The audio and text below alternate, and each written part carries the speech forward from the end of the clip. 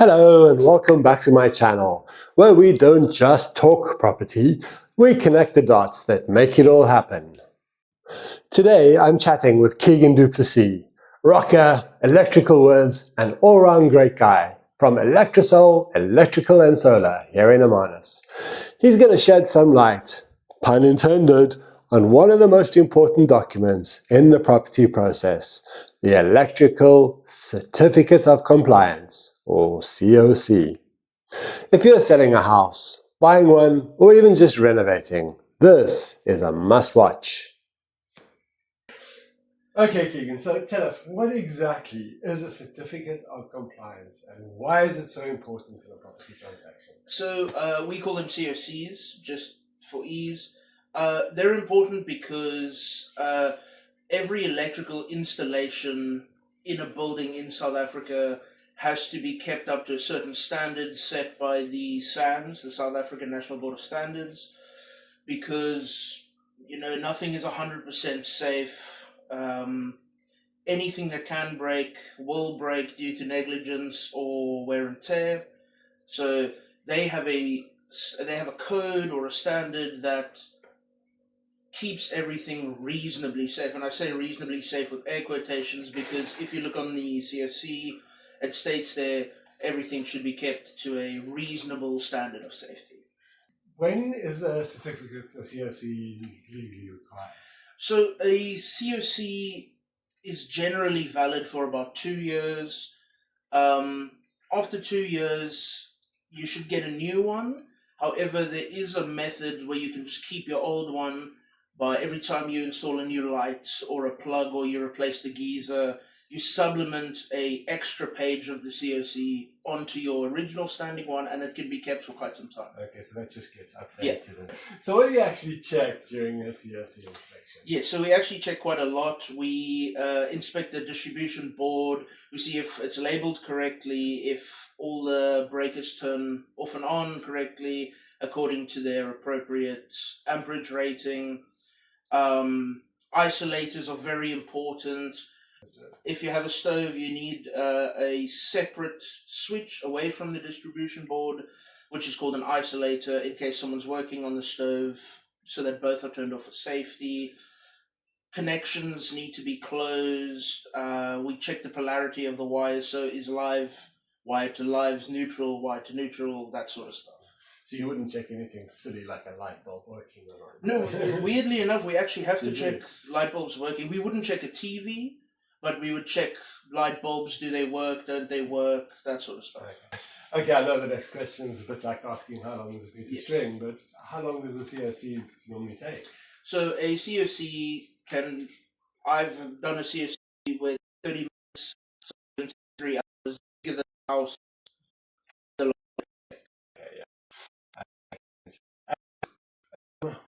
Common issues that you come across that would fail the inspection? The most common issues is, I don't know why, but people just do not label their distribution boards. Everything that needs to be labeled a light, that needs to be labeled for plugs, etc. In roof spaces, there's boxes with wires sticking out. It's very hazardous. Geysers aren't earthed properly. The reason you would earth a geyser is if the water picks up a current, it stops the shock from happening if you're in the water. Yeah. Those are very common problems. Okay, interesting. So, can a seller do anything in advance to make sure that they'll pass that inspection? Yeah, of course. The most important thing is get the contact information of the last person who did the COC for you, save it, ask them for their registered number by the Department of Manpower to prove that they're a registered electrician. Or like I said earlier, you can supplement your COCs when there's changes made to your systems, that sort of stuff. Okay, interesting. If something fails the inspection, what happens next? So generally the way our company works is we go to the site or the house, we do our inspection, and we send a quotation. 9 times out of 10, there's going to be a fault.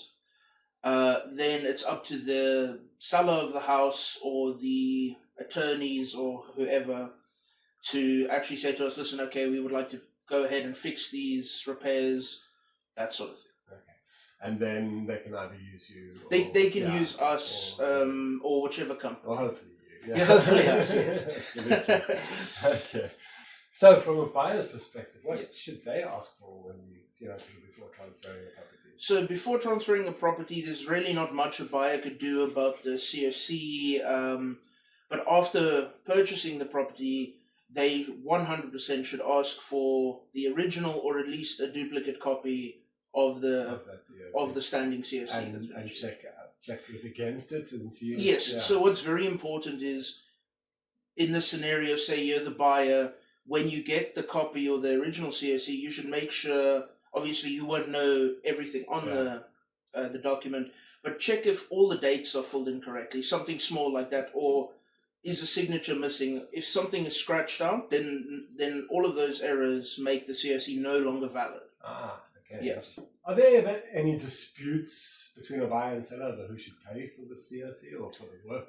Sure. It's not very often that there is disputes. I do remember once there was a dispute that we were involved in, but in our opinion, when we go do an inspection and when we fix the problems and issue the COC, we're working for the seller. So the seller it's their job to make sure everything is correct and up to code before the transaction. Yes. Does a COC ever expire? So a COC can expire. Generally, it's only valid for about 2 years. But if you change something in your house, install a plug, remove a plug, etc., you can supplement an additional COC onto your existing one, and then it remains valid. However, every time you buy or sell a house, we recommend you get a new one. Yeah. Okay.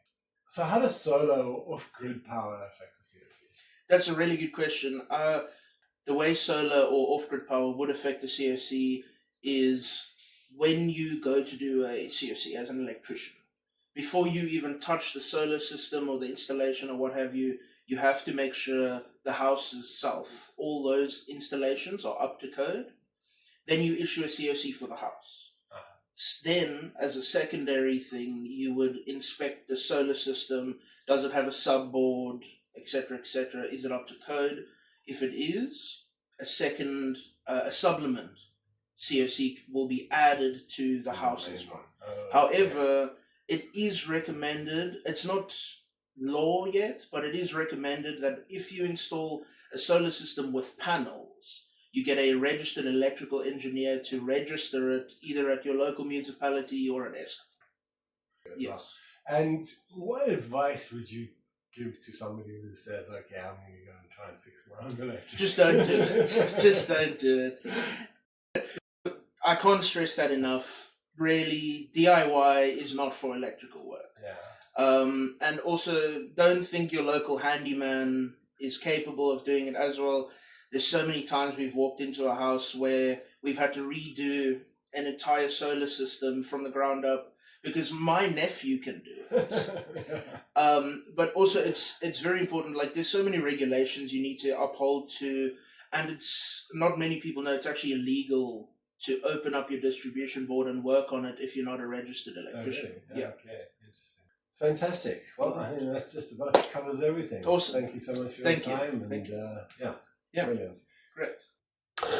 Thanks so much to Keegan for helping us unpack the electrical COC. It's one of those things that's easy to ignore until it isn't. If you're a homeowner planning to sell, this certificate isn't just a legal requirement. It's peace of mind for both you and your buyer. And if you're buying, it's one of the first things you should be checking. Like, subscribe, and share if you found this helpful. And stay tuned to my channel for more smart, no-nonsense advice on property in the Overberg. I've linked all of our contact details in the description below. See you next time. I'm Howard Shenker, Agent 7200 for Huizemark Properties here in Hermanus.